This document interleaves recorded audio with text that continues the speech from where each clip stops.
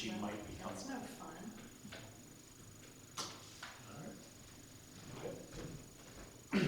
All right. Call the meeting to order. Start doing a roll call. Justine is absent. Mike Tolmer here. Dale here. Melissa Giuliani. Elizabeth Belver. Here. And Joe Copper. Here. All right. Public comment. Pat? Or do you want to wait till you, let me start, as you request. So on your agenda tonight are two items. One is the sign and wayfinding, and the second is the zoning. And I'd like to rise and speak on both issues. Specifically on the signage, I'd like to read from the comprehensive plan. Well, it's not official, it is here. During the planning process, it was consistently mentioned that parking is an issue, and people do not feel comfortable walking from the borough parking lots to downtown businesses. It goes on, the borough does not have on-street parking, etc. Then there are mobile payment options. It seems that there may not be a need for additional spaces, but rather a need for more education about where these lots are located and how to safely navigate from the lots to the area businesses.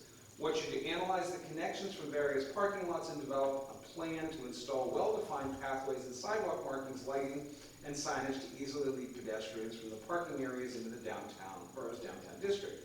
Again, this is where they talk about signage, which is, I take it, your topic for this evening. And the signs that they show on this are a little bit, downtown library, Commercial Street Business Park. I don't know where the Commercial Street Business, those are just examples. Exactly, that's what I thought. When you've been on the parking authorities, the consistently mentioned issues with parking and the ability to get from the parking lots are intertwined not with not knowing where they are or where you're going, but they're intertwined with the difficulty of crossing Washington Avenue. People come to our business.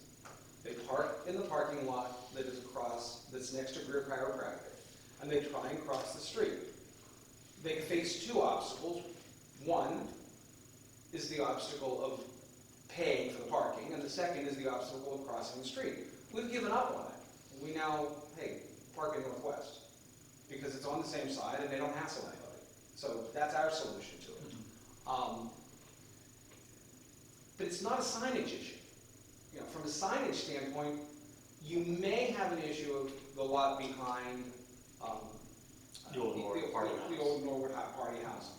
And prior to the streetscape, the parking authority had 4 signs that were installed by the parking authority that were directional.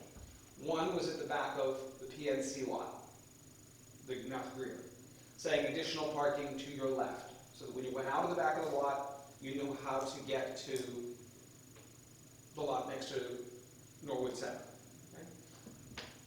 The next one was at the exit of the Bergs lot, on Bank Street Extension, a sign pointing to the right, additional parking this way. And finally, one sign on Washington Avenue saying, parking to the left. Of all those signs, the only one that really made a lot of sense was the one on Washington Avenue that says, parking this way. Parking to the left, so you knew to make a left.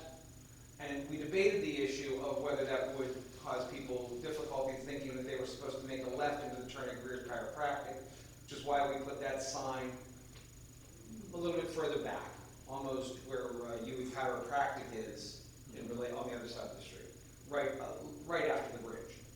But those signs went when the streetscape was done, but that would be the only one that I would put into place. We don't have a wayfinding issue. Well, if you're coming, Go ahead. Go ahead.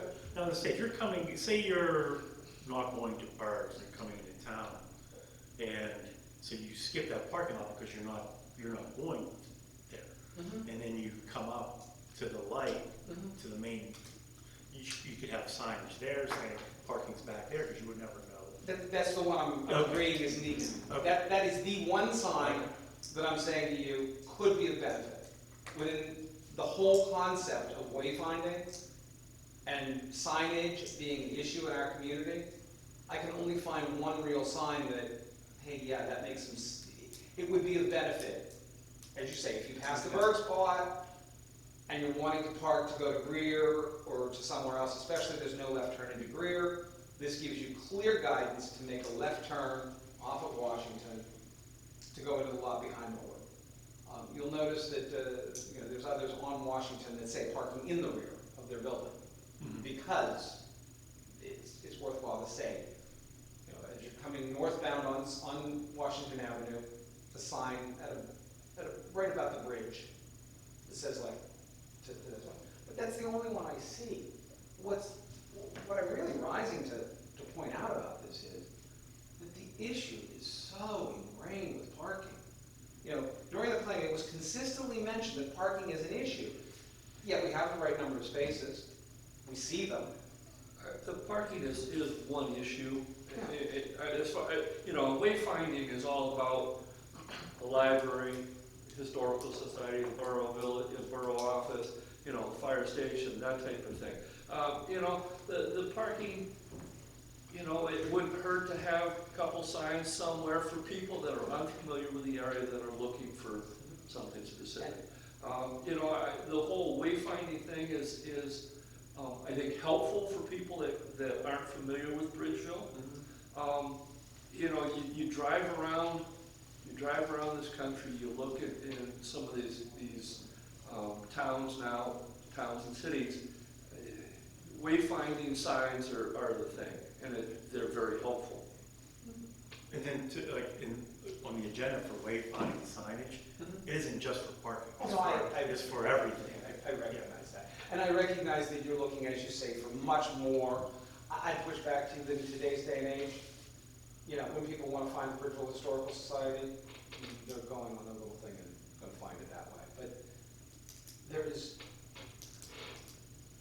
no problem with wayfinding.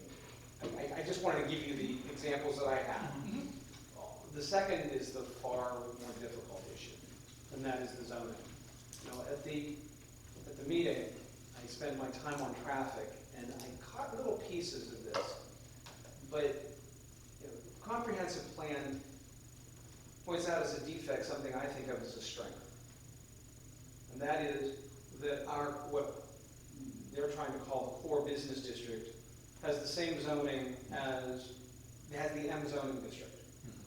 And if you remember, Mike, when we debated this, I think Dale, you were around and saying, were you on planning when we did the M district? No. Okay, you came after. Okay.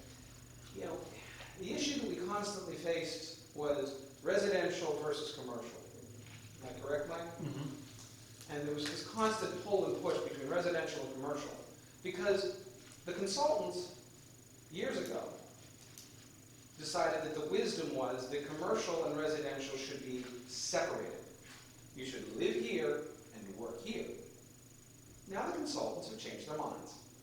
Now they think that you should have a mix of residential and commercial so that you're allowed to have a walkable community. It's the way of the world. Yes. Well, we never let go of our mixed-use areas, okay? Especially McLaughlin Run Road. And Yeah, but Pat, when we talk about looking at how do we zone our core business district, now we're talking about our Main Street, because the one over the main theme of when we interviewed everybody for this comprehensive plan, I think everybody can agree, was what sets Bridgeville apart from everything, but everybody else is small town. It's Main Street. It's what we have and what very few people in the area do. So how do you preserve that? And the way you preserve that is coming up with, I don't want to say strict guidelines, but you have to have guidelines in zoning that basically curate what you want to see in your downtown. So you don't have somebody come in and put a get-go right in the middle of your town that doesn't fit what you want. Or writing. Or writing. Exactly. After all, the biggest retailer in our community now. A true value to our community because, you can actually walk there and get things. Whereas prior to their arrival, you had maybe Kogo's. That was your choice, unless you wanted to walk down to Giant Eagle, which is a danger of itself. Am I missing something here? Where are we going? Oh, sure. Let me bring it very carefully. I very much disagree with the idea of hiring a zoning consultant to try and narrow and restrict what is allowed on Washington Avenue, or what you define as the core business district, because I'm thinking that you're going to end up with something between Hickman Street and Bower Hill Road. And then you're going to come back in, according to the comprehensive plan, you're going to come back in and say, well, these properties, we're not going to allow them to use light industrial. We're not gonna allow them to, Use light industrial. We're not going to let light industrial in those properties. We're not going to allow warehousing. What we want are not going to be those things. And light industrial is a conditional use presently in the M district. And my answer to you is, I disagree with that. Okay? I think that the broader M district is conducive to what we've accomplished here in Bridgeville. We allow a mix of compatible uses. Okay? And by denying that, you don't curate what you want. You simply end up depressing what comes in. You cannot force someone to put what you decide you want. Now, you can do it. If you want to come down to that central area and you want to put in something you think is going to work, by all means, come forth. There's plenty of place to rent, okay? But here on the Planning Commission, if you hire this consultant, they will do what consultants do. They will give you a standard zoning ordinance that will not permit light industrial and other things. They will curate. They will say, Pat de Blasio, you can have an office. That's okay.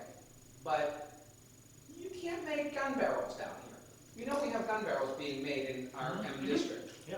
Okay? And my personal view is our business district extends from bridge to bridge. Right. Okay? And you agree as well. Okay? And it goes down McLaughlin. Well, McLaughlin has, a guy making railroad signals. I think that you guys approved. Yeah, absolutely. So why are we going to hire a consultant? What is the area, if you, Mike, and we all agree that the M district is our business district. I think you answered your question. But why are we doing this? You answered it. Yeah, Because you first started off as Hickman to Bower Hill. yeah. You don't see people making gun barrels between Hickman and Bower Hill. That's the face of Bridgeville. And then you subsequently said, Yeah. our downtown is bridge to bridge. Which, So there it is. right, which So, is, so the face of Bridgeville is that. Is- If you wanted to follow the comp plan, it's preserve that face and stretch it bridge to bridge so that everyone has the same mindset as Main Street, is bridge to bridge. okay, And light industrial doesn't fit like But in it does. your block. but it does Would fit it in that fit block. in your Yes, block? absolutely, that's what I'm encouraging. If you were to say, if you're to narrow it down, I'm going the other way with where you're coming from, because you're right, Joe. I did say, if you're gonna narrow it down to being Hickman to Bower Hill, yes, light industrial works there too. Right in that area, you have Dreon Shop. That is a tough building to work with, okay? So- That is a tough building to work with. It could very easily be some sort of a shop, again, some sort of a light construction. What building are we talking about? But you're talking, The one but the- behind First Commonwealth but Bank. the shop would be in the back. Yes. It's not forward facing. It's not forward facing. Sam, when you line up your zoning, that's gonna be part of your zoning law. You don't know that. You don't know. No, okay. Let's assume for a moment that somebody wants to put, you see Cox Woodworking, okay? They are very clear here, they want to allow artisan craftsmen, they want to allow brew pubs. And that's because they got over the threshold that their own zoning laws wouldn't have allowed those activities in prior years, but now they call it artesian, and all of a sudden it's okay in your business district. Whereas before, it was just a brewery, and that was manufacturing. You know, now a brewery where you actually sit down and eat is cool. Before, it was a manufacturing concern. It's a lot of effort was put by early brew pubs to get it not classified as manufacturing. I'm imagining this. I don't know if that's fact or not. I don't know either. My point is that the liberal, open zoning that we have in the M district is what has kept our town and what will keep our town thriving. It is because we allow a variety of uses that we didn't get rid of. You know, they go on in the same document to say how wonderful it is that you have light industrial, because that light industrial provides you with jobs. We say we want to expand the business district to be bridge to bridge. I agree. And if light industrial is in there, that's fine. I know it is such a desire to say, this is what I want, I'll pass legislation. Remember, you don't get to order people in. All you can do is say no. Watch what you say no to. You may get nothing, or you may get something worse. So that's why I rise to say to you, your zoning ordinance for the M district, that's not the fix that you're looking for. If you're looking for a fix, fix the mistake I made when I was where you are. That one you ought to look at, because that was Pat de Blasio's mistake. And you're aware of what I'm speaking of. If anybody's not, please ask me, and I'll tell you what my mistake was. Go ahead, state it. What's your? I wanted zoning that said, I want things that are nice. And so I told the consultant, I said, we should have a zoning ordinance that, look, if it's nice, we want it. But that's not how laws are written, are they, Joe? You gotta define what nice is. Joe, can you define nice? Well, obviously, our opinion of what nice is tonight, we have difference in opinion of what nice is. Oh, exactly, we have differences of opinion, and you can't write a law that says if it's nice. If you write laws that So, are black but and white. you definitely can do, like, if you go to, there's, I mean, for example, Freeport, Maine. Mhm. If you go to Freeport, Maine, they have very strict zoning laws on what their houses look like, or what their business district looks like. Now, Freeport, I don't know if you've ever been to Freeport, Maine. I have not. Freeport, Maine is nothing but a town of outlet malls. The whole street, the whole Main Street is nothing but outlet malls. Each one looks like a house. Even their McDonald's does not look like a McDonald's. It looks like a New England style house, with, you know, with siding, the whole Yes. 9 yards, and look, but in a small little town. Uh-huh. Because they're like, if you want, yeah, you put a McDonald's here, it has to look like this. You know, it has to fit into our village. Uh-huh. They have no problem with that. You know, LL Beans there, they have a huge LL Beans, you know, outlet mall. But it looks like, Yeah, like it fits. Yeah. And you've seen this. You've seen this in any one of a number of retail developments of shopping malls. I mean, look at Great Southern Shopping Center, look at Chartiers Valley Shopping Center. They look, all the stores in there have the same facades. Right. Of course, that's the very small town charm that you're looking for, is every one of these buildings is a little different. right. There's a little difference between them. And so the consultant came back to Pat de Blasio and said, you could put design standards in. And so naively and innocently, I thought, well, design standards will give you nice. And then I found out that design standards just are rigid, and they say that your windows need to look like your neighbor's windows. If you have a two-story building, if your neighbor has a two-story building, you're supposed to be a two-story building. Pat, Yeah. I really hate to be whatever I'm being, but can we Yeah, we can get down with it. call, Yeah, we can get down with it. I'm pushing back on you because, you know, I think you're heading in the wrong direction, and that's what I'm trying to say. You know, head where you know, obviously, I'm hopefully being somewhat persuasive, Bitsy, that, you know, you really don't want to constrain the zoning and try and decide, oh, this is what I want. And I'm giving you what happened with me. I said I wanted it to be this way, and they put design standards, those design standards don't make a darn bit of sense for our community. If you want to do something with the zoning law in the M district, get rid of the design standards, Well, okay? alter the design standards. If you wish to alter them so that they're better, fine. Yeah, Personally, all right. Personally, what I've found is that you can't put what I want, which is design standards. Make your building look really beautiful. That would be my design standard, right? All you can do is put in there rigid law. So, that's why I say you might want to think about not doing it. But anyway, I don't particularly agree with the idea of, that's presented in your agenda, and I would hope that you would not head in that direction. Thank you. I mean, to me, there's a difference between zoning against light industrial that is just manufacturing versus light industrial with storefront. Shaw's has a store, people can walk into it, and then they can walk somewhere else and have dinner. But if downtown Bridgeville was filled with businesses that were just making stuff and shipping it somewhere, that doesn't add to the community that we're trying to develop. I think that's how we're looking at I know the fear, but it is those very people that, it's not Shaw's, it's right across the street under where Bud Baling has that showroom.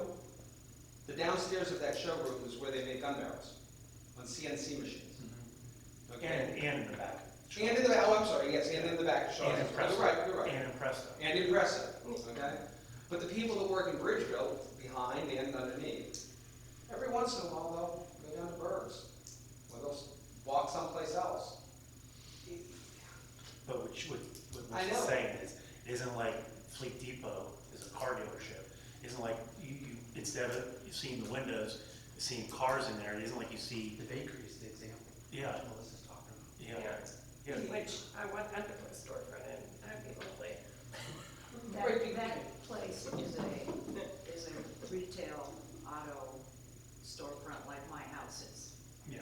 That's just him keeping some shit in the window until he can get that development Yeah. working the way he wants that development to work. That is completely bogus as an example of.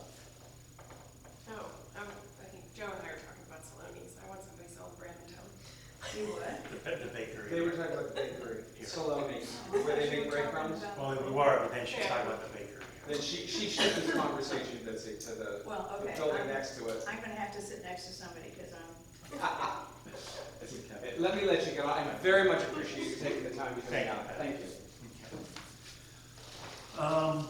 Adoption of minutes from October 23, 2023. I have a motion for So moved.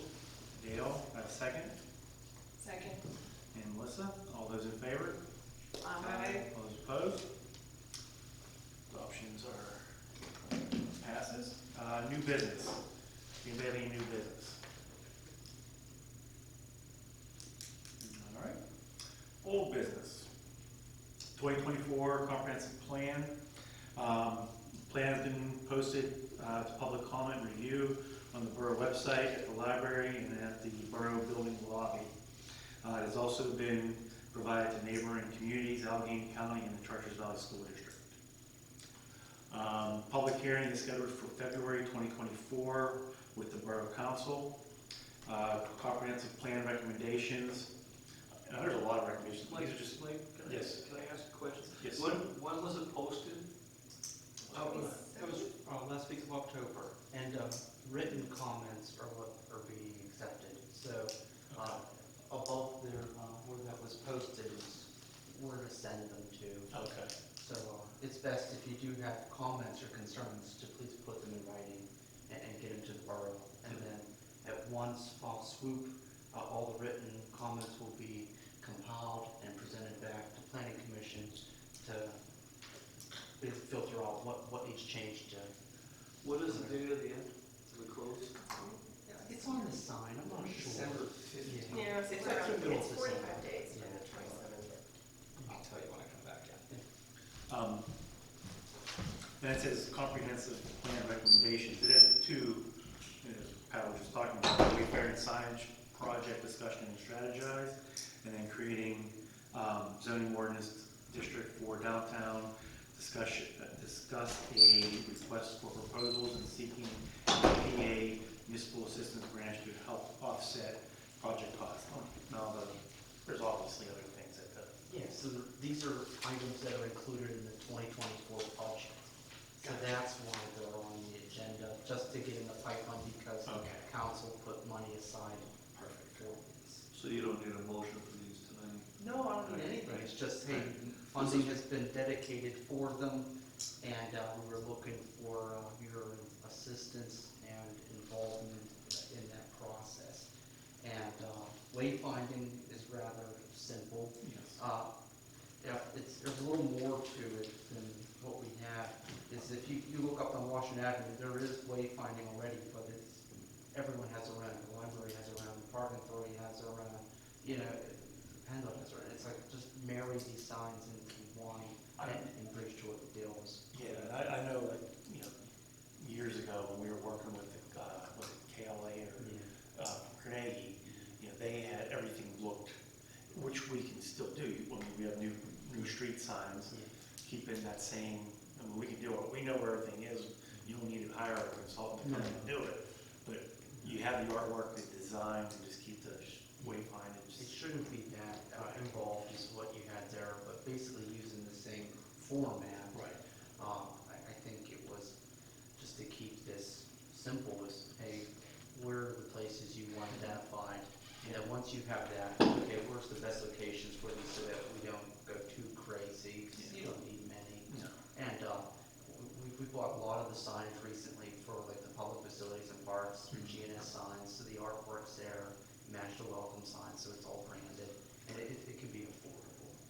So that's all, it's not very involved. And then the zoning amendment was straight from the comp plan, and we did put money aside for the project. The only thing, like I think I talked about last time, is that I was confident that we can get state assistance for that. So I reached out to the state to say, hey, how do I go about getting funding assistance to do this? They recommended put an RFP together, just like how we did for all our other planning things, like what do we want to achieve? And it's kind of the comp plan, it would be the derivative to the RFP.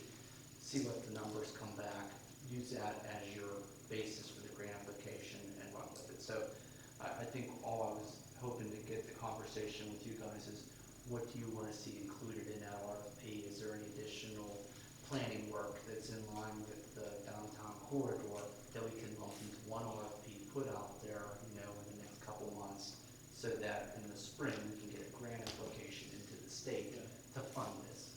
That's all. And the state grant pays for half of it, so at the comp plan, it was nice pumping the brakes for a little bit, because the state paid for half of that. And it's the same funding source. And we already talked to the folks that run that program, so they know what's coming along. Thank you, Joe. Thanks, Joe. Two, discussion goals for 2024. This is what we talked about last time, identifying and prioritizing comprehensive plan implementation, 2023, unfinished business, and new objectives.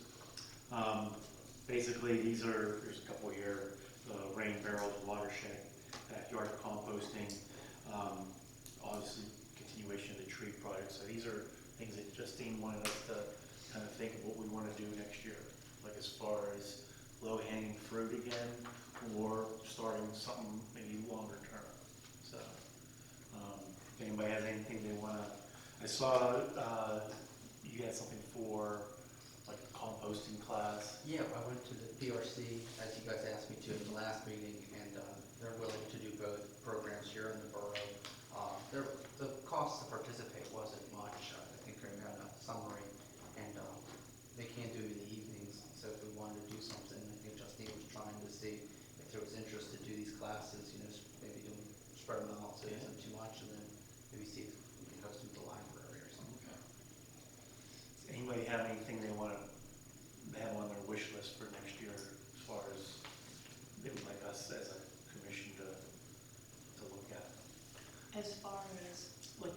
So we did the tree planting on Baldwin Street for the one empty lot. Actually, I'm glad you mentioned that. I would like to see more That's- trees planted, That's, like a whole lot more. that's what we're talking about, so. And that's where it's gonna come to the planning commission to maybe see how this would go in front of borough council. Is that I went to Tree Vitalize to get funding for the spring. And they came back and said, if the borough doesn't have a shade tree commission, you can probably, you can't get any more funding from us. And I said, well, I know the temperature of the room is that it's a chicken and an egg. I can't see the borough putting tree regulations in place without having trees. So is there any way that you can help me with one more round of trees, not just on an empty lot, like put them somewhere?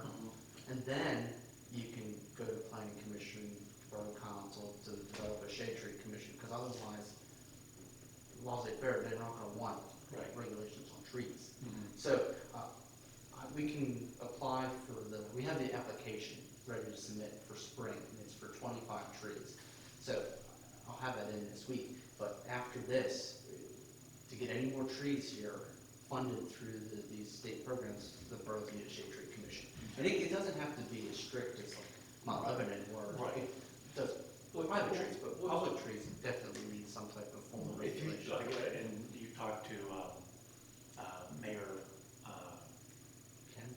yeah, Lusota, down in Heidelberg, he's been trying to get a shade tree commission down there, and he's like, don't make the mistake that we're trying to do.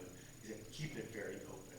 Don't make it like, this has, just have a general shade tree commission to promote trees, and that's all you need. So that's what we need. So Yes. that needs to be a goal for next year if we want to advance this Right, and basketball plan. I had a conversation with Joe about more trees. We went down to the lot that was just planted and gussied up, You know, and talked about more trees. And at the conversation that he and I had at the time, if I'm remembering the same way, hopefully that you are, Joe, is that he felt like this was like an entity that was like a done deal. You know, we had planted the things that we wanted for the purposes that we wanted. And I have told him that Guy and I are, first of all, we are huge fans of trees for a multitude of reasons, and we are happy to go purchase some trees. And so he said, well, let's talk about maybe other places. And I think, if I'm remembering it correctly, we were talking in the general Baldwin Street area. And I know that I would love for us to get serious about doing that in a bigger way, faster, just because it takes a damn long for trees to grow. Much as I love trees, it takes a long time for them to grow. And I would love to see that street sort of, does it make any sense to call that leading from the rear? But just to have enough development of beautiful things, like trees or maybe small gardens or some of the other things that we talked about. I would love to see us get really serious about.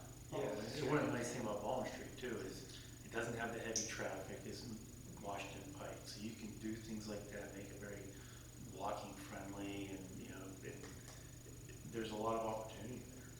I think there is, and I'd love for us to take a leadership role in that, or, again, Joe, I don't want to step into this and say we should take leadership role if you're already working on any kind of a plan, but however we do that between the council and the administrative board and the planning commission, I would just, that would be numero uno on my list of things to do for the development of Baldwin Street, and the development to the point where you can sort of say, not that it's like check mark done, but just like this is not something that is forever, we're doing one more tree or one more, there's a plan for the whole thing place and 2, 3 years later, it's done and the trees are growing and the flowers are growing and whatever the heck is growing is growing. And, I just would, I would be a big proponent of that if we could do that. I got a question. What are the requirements for a shade tree commission? I mean, is this something that, you know, has to meet state standards for being a commission, or, I don't know. I can get you that. I mean, is this something that the borough can appoint or have independent of some sort of county or statewide requirements for, you know, you've got to have X number of positions for, you know. I don't think it's that regulated like BC. Okay. Yes, no. That's kind of where I'm coming from, is you could, if we have to have some kind of a shade tree commission to achieve, I would just like to kind of see it laid out. What does a shade tree commission give you? How do you put one of those together? You know, How formal is is it? it useful? If it's not useful, it sounds good, but Oh, what the hell? like what If Joe it's- said, If it's you know, useful. to go get money for trees and to work with these groups, they want you to have that, so Then I, if it's something to have it in, it you know. flows from that, it flows from that same place. Yeah, I'm just kind of curious how formal and Yeah. that type of thing. Because some shade tree commissions, like talking to Mayor LaSoda down in Iowa, he goes, they're very rigid. And they are very frowned upon, you know, kind of like when Pat talks about zoning laws, you know, you can't have that because it keeps you from doing whatever you want. You know, there's shade tree commissions like that. He goes, you gotta keep it, he made that mistake down in Heidelberg, where you should make it very open and like, hey, we're not here to be like, you know, The tree Nazis. yeah, exactly. In some towns they turn into that. Yeah. Turn into tree Nazis? Many down here have. Yeah, no, we don't wanna do that, that's silly. So Joe, that grant that you are going to submit, is that, those 25 trees, that would be separate from the plan for McLaughlin Meadow? Oh, totally separate. Totally, okay. That's a different thing. Okay, That's the state. This is Tree Pittsburgh. okay. And then, like I said, if you have, I know when I did the tree tending course at Tree Pittsburgh, there was like shade tree commissions there, taking the class, and so if we do get a shade tree commission, the first thing I would recommend is go to Tree Pittsburgh, take a class, it's a good class. I think there's one starting in January, I was Yeah, gonna they sign have up it for once it. a month or so.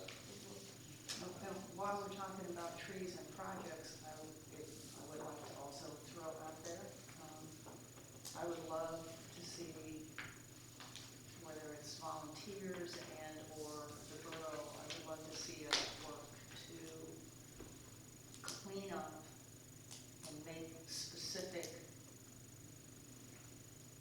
improvements to the physical space between the back of the library and the parking lot that's around LaBella Bean. A little, and I might, those are north-south directions, right? So I would love for us to. You know, along the Huh? railroad tracks? Well, not down by the railroad tracks, up at the top of those respective hills, Okay. so that you can stand in the parking lot at LaBella Bean and see the library even in the summertime. Right. And Bercy Vicey, a little further up and a little further down. I mean, we could go all the way down if we felt like it, but I feel that is an incredibly underutilized, underexplored way to connect. You know, we've talked about cultural corridors and business corridors, and, you know, those are between, especially the library, but there's a ton of symbiosis between what's happening over there and what's happening right across the railroad tracks, but you could never see it once you get into the spring, summer, and fall, because it's so If only there was a way dense. to connect it to. Well, you don't even have to do that, just yank up about 500 trees. Oh, we're cutting down trees? I thought you wanted to plant trees. I'm talking about volunteers, that's at least that's what my family used to call trees that weren't planted, they always called them volunteers. We need fewer volunteers along both of the sides of this thing. We need to get more serious about those intentionally being I like volunteers. arboretums, baby arboretums on both sides, so that you can see through. Maybe trim them back a little bit, cut them You down. can take some down, you'll survive the tree, Well, those you trees know- may not survive, but the other trees will be very, very happy that that other clown tree that you just took down, got taken down, they'll be the way. Whose property is it? That's the railroad. Yeah. All the way up at the top of the hill, still It's the river? 25 feet. Yeah, they have a right, yeah, 50 right foot. away, yeah. Well, I guess we have to get their permission, but I don't think we can. I don't believe it. That's funny what you just said. I'm not gonna say this out loud in a public meeting, but you know, there's permission and then there's permission. Yeah, I hear what you're saying. Okay, thank you. You asked about things for next year. Yes, sir. And I don't want to jump into the comp plan too much, until we receive all the comments back and it actually gets finalized, but I think we should, in January, start looking at that once it gets finalized, or February, once it gets finalized, look at some of those recommendations and put together a plan, very much like what we did with, Yeah, the active that transportation. makes sense. And I think, we continue working on, some of the things from the active transportation. I mean, there's some long-term, things kind of hanging out there that, Joe's done a good job of updating the list and making sure that it gets in front of us quarterly to continue on. I want to make sure that, we keep going with some of this.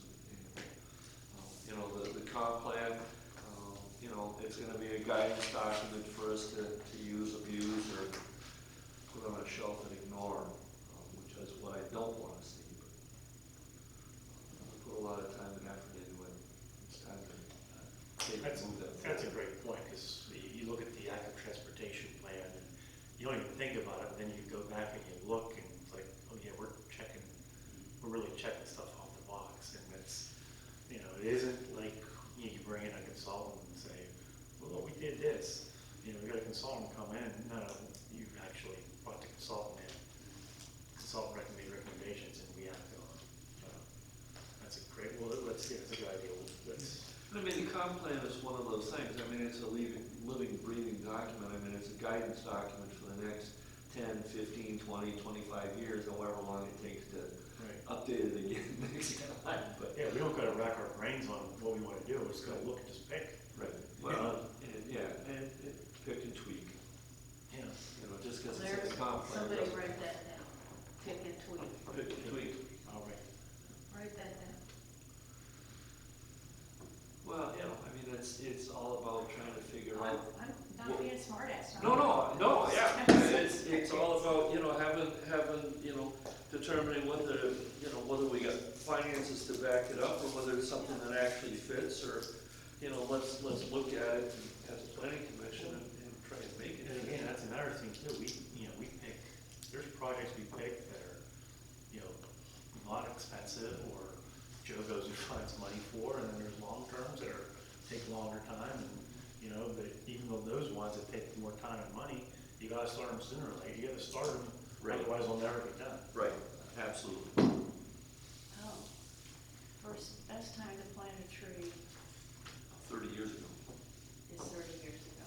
Well, they say a wise man plants. Second best time is now. We would say a wise man plants a tree for the shade. Well, that's another. We'll never see their shade, we'll never, for a tree that they never sit under or something. That's gotta be Confucius or one of those Yeah. boys. That's very zen like. Anything else on goals for next year?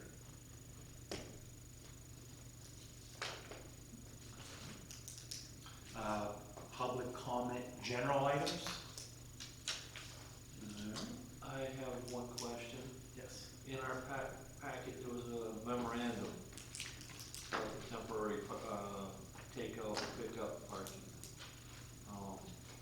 Do we need to do something with that? No, it was just, I was from like 3 months ago, Justine had a question, Okay. can we do it, how can we do it, and that's what that is. Okay. Is that gonna go to the council then? or- It was shared with the council. Okay, thank you. Anything else for the? Motion to adjourn?